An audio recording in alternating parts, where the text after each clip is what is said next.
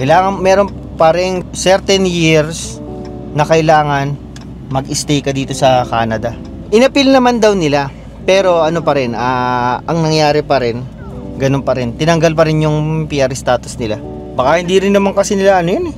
PR dito, baka ang habol nila mag US green card holder eh. Kasi yun. Puro yun eh, no? Yun. Magandang panahon ngayon, boys. Hindi masyadong malamig. Kasi syempre, tanghali. Hopefully, magtuloy-tuloy to hanggang next week or mga ilang weeks pa. Dahil ilang linggo na lang, winter na naman. Winter is coming. You know nothing, bad boy. Game of Thrones, no? Ay, nako. Ang sarap manood ng ngayon, no? Senate serye. Masyadong kontrobersyal ang mga pangyayari. Pero ang nakakalungkot, parang masyadong scripted ang mga nangyayari. Ito lang naman yung mga takeaways ko, no?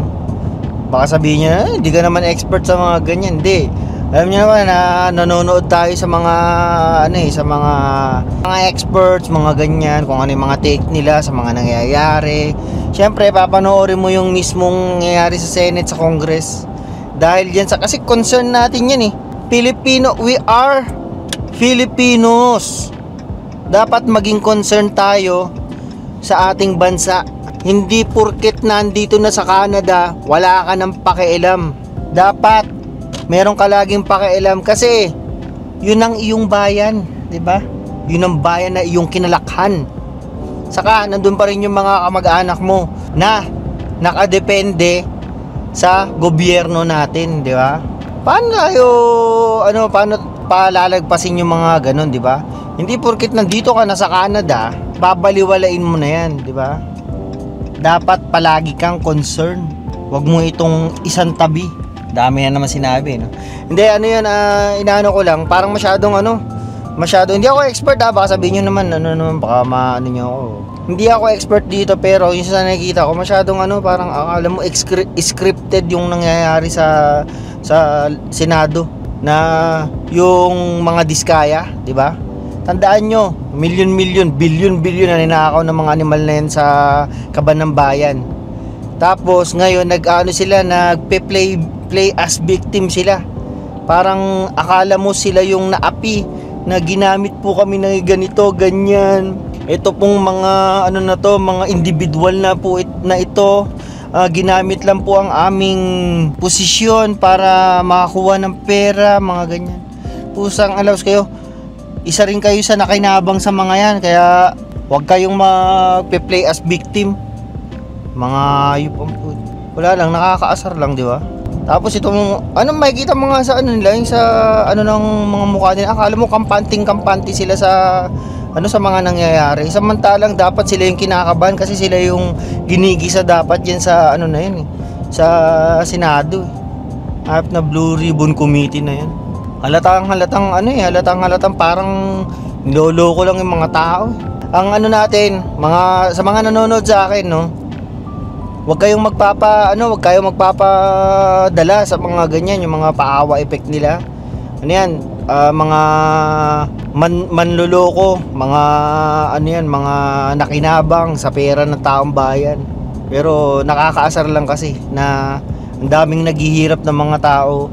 Lumulubog yung Pilipinas dahil sa mga pinaggagawa nila. Tapos makikita mo yung mga nepo babies, mga ganyan, mga anak nila na nagpapakasasa sa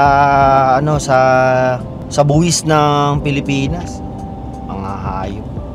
Mahaba na naman eh. Dapat intro ko lang to eh. Meron kasi tayong nabalitaan. Ito na yung talagang juicy na balita. Meron tayong nabalitaan na express entry sila galing Pilipinas. Pamilya, express entry nga eh. Ngayon, nakuha nila yung na-approve sila sa express entry. Ang daming gustong ma-approve diyan eh sa express entry niya kasi napaka madugo yung kung paano ka mapipili.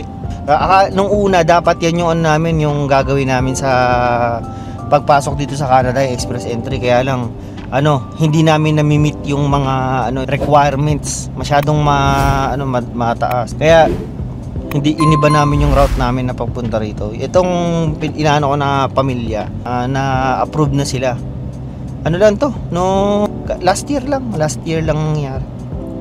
Ngayon ito na nga, na-approve sila. Kaya lang problema, nung na-approve sila, nagland lang din sila dito ng sandali. Siguro buwan lang ang ginawa nilang pagland dito sa Canada. Tapos ang ginawa nila, dumiretso kagad sila ng US. Doon sila nagtagal kasi meron silang mga kamag-anak sa US. Hindi nila alam, akala nila hindi mahigpit ang batas ng Canada para tungkol sa mga ganyan. 'Di ba meron tayong sinasabi na pwedeng mabawi sa iyo ang permanent residency mo kapag ikaw hindi nag-stay sa Canada ng within 5 years, hindi mo makuha yung 730 days o 2 taon. Kapag hindi mo nabuno yon, yung 2 taon na yon sa 5 taon, pwede nilang tanggalin yung PR status mo at pwede kang makansela at mapabalik sa kung saan ka man nanggaling. Ngayon nangyari dito sa sa pamilya na to, siguro nagkamali sila ng computation Pagpunta nila dito, hindi raw nila na-meet yung yung kanilang years, days of pag-stay dito sa Canada. Kaya tinanggalan sila ng PR status. Pwede pala yun, Akala mo pag permanent resident ka, ka na dito, safe ka na. Kahit umalis ka na PR ka na dito Kahit saan ka na maglalalagi kasi permanent nga di ba? Akala ko pag may mga criminal charges lang yan, diyan lang matatanggal yung yung PR status mo. Hindi pala. Kailangan meron pa ring certain years na kailangan mag-stay ka dito sa Canada. Inappeal naman daw nila, pero pa rin, ang nangyari pa rin, ganun pa rin. Tinanggal pa rin yung PR status nila. Baka hindi rin naman kasi nila masyadong na maging PR dito. Baka habol nila mag US green card holder kasi matagal bumabalik-balik naman daw sila dito sa Canada, pero siguro syempre pagka ganun dapat bilang mo yung araw mo pala yung napag-i-stay dito sa Canada. Pag yung mga ganyan naman, hindi naman lahat matatanggalan ng status. Pwede ka namang mag-appeal yung mga basta maraming klase yan meron kang ina-assist na kamag-anak sa labas ng Canadian, sa labas ng Canada, mga ganun. Pero yung nangyari nga dito sa pamilya na to, lang talaga sila, yung nag-i-stay lang sila sa US. Nakakala nila hindi seryoso yung Canada na tanggalin yung PR status nila. Ang dami-daming taong gustong maging PR dito Tapos dahil lang sa ganun natanggal. Baka naman mayroong kasi, may option kasi sila. Isipin mo, nakakapunta ka nga ng US di ba? Kung ako, hindi ko gagawin yung ganyan. Kasi wala akong pera para mag-stay sa ibang bansa na kahit sa Pilipinas, uwi ka sa Pilipinas ng yung aabot ka ng ilang taon mag-stay sa Pilipinas kasi kailangan mo ng maraming pera pagka mag-i-stay ka sa Pilipinas Kasan dito yung trabaho mo, Pero masarap siguro yung feeling pag yung kunyari ikaw retireable na tapos nagpe-pension ka na lang, uwi ka ng Pilipinas.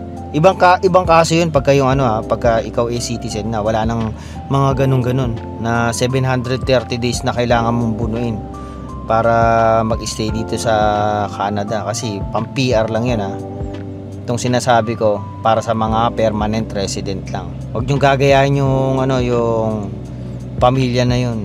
Kung kayo PR pa lang, piliin niyo na mag-stay at magtagal dito sa Canada. Haba na naman tong kwento ko dapat lang to mga pangmabilisan lang na kwentuhan sana Kala ko naman tapos na yung mga ginagawang kalsada rito. Meron na naman palang rito. Kung kailan mag-winter na saka merong mga ganitong tingnan nyo.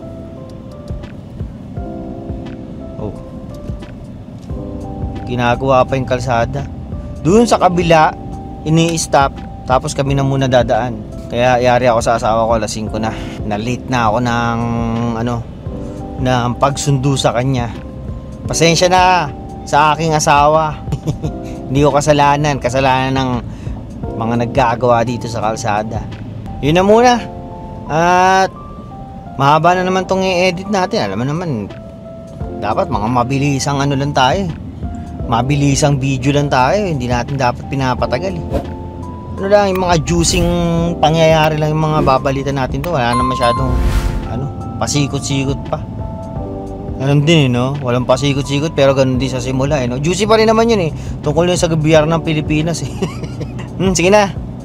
Para naman meron tayong magandang topic lang ngayon. No? Like, share, subscribe yung mga alam nyo na yun. Sige na, paalam.